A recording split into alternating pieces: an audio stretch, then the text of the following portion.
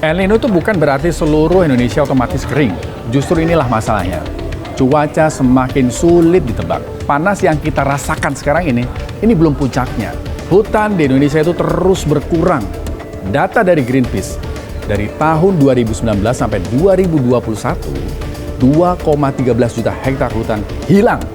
Ini setara dengan 3 kali luas Pulau Bali. Akar masalahnya harus diselesaikan terlebih dahulu. Kerusakan lingkungan, deforestasi, pemulihan gambut, kerusakan das aliran sungai, kemudian tata kelola lingkungan, itu adalah akar masalah yang harus diselesaikan. Apakah kemudian modifikasi cuaca menyelesaikan itu? Tidak.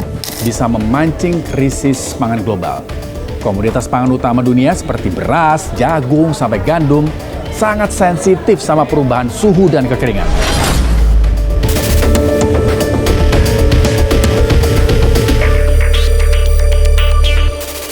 Suhu panas menerjang sebagian besar negara-negara Eropa. Gak main-main bro. Di sejumlah negara-negara Eropa, suhunya itu menembus 40 sampai 45 derajat Celcius. Kita nih yang di Indonesia, suhu 35 derajat Celcius saja udah ampun panasnya. Nah, buat kita yang di Indonesia, suhu panas itu mulai kelihatan dampaknya. Di Kalimantan, kebakaran hutan lahan ini mulai terjadi. Kabut asap, kemudian ancaman kesehatan warga. Belum lagi soal air bersih. Cek deh, sungai-sungai di tempat dekat rumah kalian, kebanyakan debit airnya sudah mulai berkurang. Nah, gimana dengan daerah kalian? Air masih lancar nggak? Atau malah mulai sudah kena kabut asap? Dan ketika cuaca ekstrim datang, pemerintah kita itu selalu punya satu solusi cepat, modifikasi cuaca. Tapi benarkah ini solusi? Kita cek now.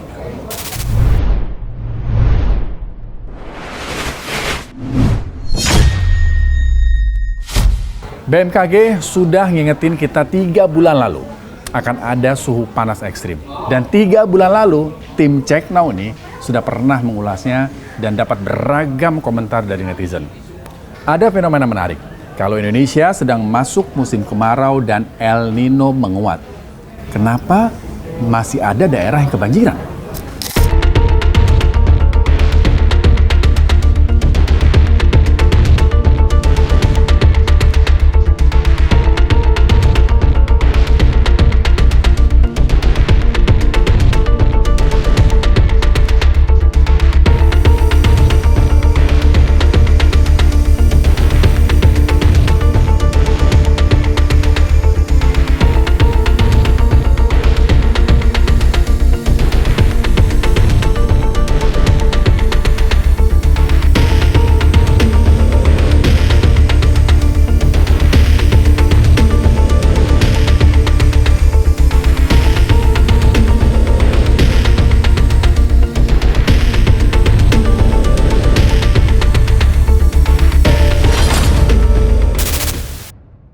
El Nino itu bukan berarti seluruh Indonesia otomatis kering.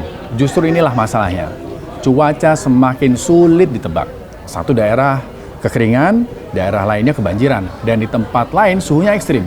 Nah, pas kondisi seperti ini yang dilakukan pemerintah, modifikasi cuaca. Tapi sebelum bahas modifikasi cuaca, kita harus lihat dulu nih data terbaru seberapa ekstrim bumi kita sekarang ini. Laporan dari Copernicus Climate Change Service, suhu permukaan lautan di dunia itu di bulan Juli kemarin kembali pecah rekor. Bahkan indeks anomali Pasifik itu jumping dari 2,1 jadi 2,6 derajat Celcius hanya dalam hitungan minggu. Mungkin ada yang nyepelein, kan naiknya cuma 0,5 derajat. Eits, jangan salah bro. Kenaikan 0,1, 0,2 atau 0, sekian itu berdampak dahsyat dengan keseimbangan iklim global. Di Amerika itu ada NOAA, National Oceanic and Atmospheric Administration. Jadi badan ini itu bertugas untuk memantau kondisi samudra, cuaca global, iklim, sampai atmosfer bumi. Nah, NOAA ini selalu jadi rujukan ilmuwan dunia. Menurut NOAA, puncak fenomena Super El Nino ini diperkirakan baru akan terjadi itu di bulan November sampai Desember. Kenaikan suhu permukaan air laut di kawasan Pasifik itu bisa mencapai 2,5 sampai 3,8 derajat Celcius. Jadi, panas yang kita rasakan sekarang ini belum puncaknya. Kemudian, apa dampak El Nino? Yang jelas, bisa memancing krisis pangan global. Komoditas pangan utama dunia seperti beras, jagung, sampai gandum sangat sensitif sama perubahan suhu dan kekeringan. Musim kemarau tahun 2026 juga diprediksi datang lebih awal di sebagian besar wilayah. Juga informasi kunci ini diharapkan menjadi dasar perencanaan oleh berbagai sektor, terutama untuk sektor yang sensitif terhadap iklim, seperti sektor pertanian, sumber daya air, kehutanan, agar risiko kerugian akibat anomali iklim dapat dikurangi sebagai bagian dari upaya climate risk management dan early action bagi bangsa dan negara kita. Kemanfaatan informasi prediksi musim ini sangat bergantung pada komitmen bersama dan tindak lanjut menerjemahkan informasi prediksi musim kemarau ini menjadi kebijakan yang adaptif dan tindakan nyata di lapangan. Di tengah ancaman El Nino, kita nih yang di Indonesia itu sering mendengar solusi instan, TMC atau teknologi modifikasi cuaca. Cara kerjanya, pesawat tuh menyebarkan garam khusus ke awan-awan potensial supaya hujan tuh bisa turun lebih cepat atau memancing hujan di area yang kekeringan. Tapi modifikasi cuaca itu nggak bakal bisa jalan kalau langitnya kering karena El Nino dan nggak ada awan kumulus. Mau ditabur ratusan ton garam pun, hujan nggak akan datang. Jadi berapa persen sebenarnya peluang hujan dari modifikasi cuaca ini? Modifikasi cuaca itu sebenarnya hanya meringankan gejalanya saja, bukan penyakit utamanya. El Nino ini kan sebenarnya adalah siklus yang selalu terjadi ya, dan dia natural dan alami. Tapi perubahan iklim, krisis iklim menyebabkan siklus ini jadi memendek. Akar masalahnya harus diselesaikan terlebih dahulu. Kerusakan lingkungan, deforestasi, pemulihan gambut, kerusakan das aliran sungai, kemudian tata kelola lingkungan, itu adalah akar masalah yang harus diselesaikan. Apakah kemudian modifikasi cuaca menyelesaikan itu? Tidak.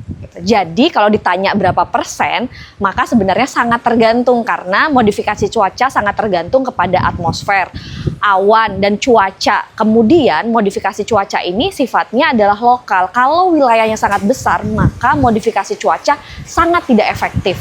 Jadi kalau ditanya apa yang paling jitu, maka akar permasalahannya terlebih dulu yang harus diselesaikan. Modifikasi cuaca ini mahal banget cuy. Satu kali operasi penyemaian awan itu bisa ngabisin 200-300 juta rupiah sekali terbang. Dan ingat, ini bukan solusi utama, ini hanya shortcut aja.